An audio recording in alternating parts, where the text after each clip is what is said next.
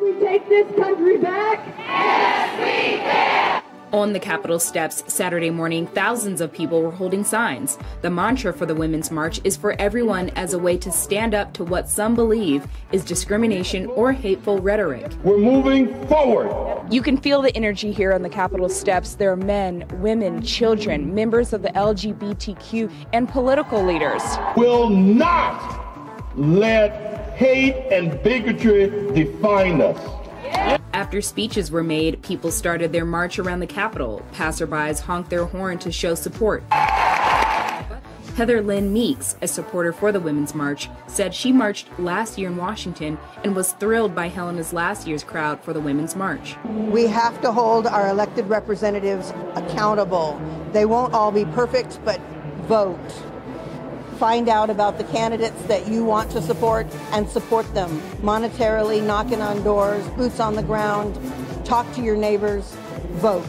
It's our government. Jerry Hill said he was very proud of his community. I came today and I found hope. I actually kind of choked up and thought maybe there's still hope. And that's what it meant to me today. And for a variety of people to have a voice. As we commemorate the 1-year anniversary of the first Montana Women's March, and definitely not the last. There was singing and dancing performed by the Montana Women's Chorus. Judy Fiel, who calls herself a musical activist, said music brings people together. When we sing, this sound that comes from our bodies goes out into the air, and it comes into people's ears, and it affects them. It changes their bodies. And it wasn't just the speakers doing all the talking. There was what was called peacekeepers, walking around collecting notes with ideas written on them from the public.